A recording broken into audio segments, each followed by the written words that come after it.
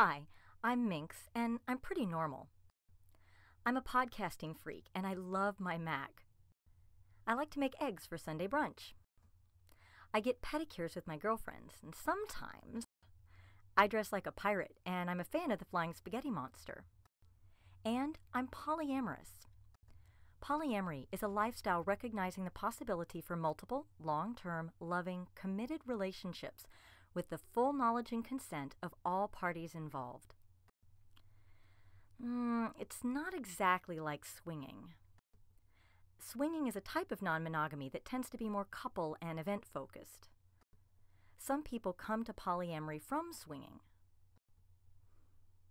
Sort of, except the focus isn't necessarily on marriage, and women can have multiple partners too, and you don't have to do chores or wear prairie dresses, unless you especially want to. In fact, most of the pioneers of polyamory have been women. Morning Glory Zell, who's credited with coining the word polyamory in her 1990 article, A Bouquet of Lovers. Dossie Easton and Janet Hardy, who co-authored the polyamory Bible, The Ethical Slut, in 1997. Dr. Deborah Anapol, who wrote the 1992 seminal book, Love Without Limits. And Robin Trask, who runs the Loving More organization and magazine. Sometimes people ask me if polyamory means having two girlfriends. Well, yes, or you could have two boyfriends, or a girlfriend and a boyfriend, or three. Once you choose not to be monogamous, you can design whatever relationship structure works best for you and everyone else involved, as long as everyone consents and communicates their personal boundaries and joys. Some people think it sounds a little complicated, and I guess it can be. Polyamory does require a commitment.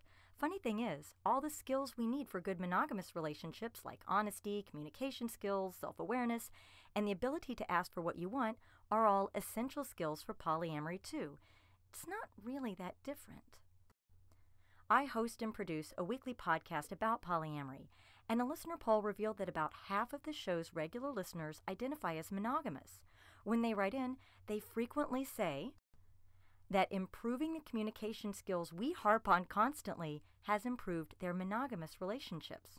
Same skills. Same love, just expressed and shared differently. A lot of people ask me about the sex. My polyamory is about long-term, loving, committed relationships, and it's also about physical intimacy to the extent that any loving relationship is.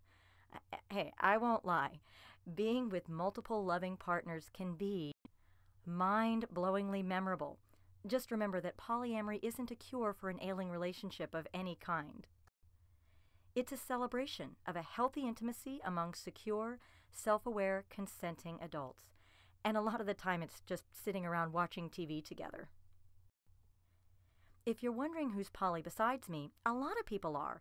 Many of them probably just like you. There are over 1,000 people on the mailing list in Chicago. In fact, if you explore, you might find that your parents, grandparents, friends, and neighbors have experimented with poly or even embraced it wholeheartedly as an ethical lifestyle. Unfortunately, polyamory isn't a legally protected status.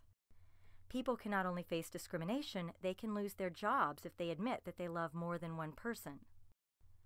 And even though no studies have shown that polyamory is detrimental to children, in fact, many children of poly families have grown up to praise the support structure of having extra adults around the house. Courts have been known to take custody away from poly parents. At this point, some people tell me, hey, I don't think poly is for me, Minx. That's cool. Monogamy is a good choice for many people, as long as it's a conscious decision. And others ask, hey, where can I find out more? Fortunately, there are a lot of free resources available online. My buddy, Franklin Vo, one of our best spokespeople and activists, runs the Poly FAQ site and is currently writing a book. The Loving More website can answer all your basic questions. And the Polyamorous Percolations blog keeps up with issues and events relating to polyamory and the polycurious.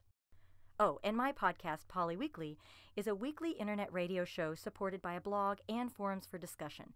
We have a back catalog of over 160 episodes on tons of topics relating to polyamory. Or, if you prefer to read, A lot of books are out there on polyamory. The old standards, The Ethical Slut by Dossie Easton and Catherine List, The New Love Without Limits by Dr. Deborah Anapol, and newer options like Pagan Polyamory by Raven Caldera, Polyamory Roadmaps by Anthony Ravenscroft, Open by Jenny Block, and Opening Up by Tristan Taramino. Monogamy can be a wonderful thing and is the right choice for many people.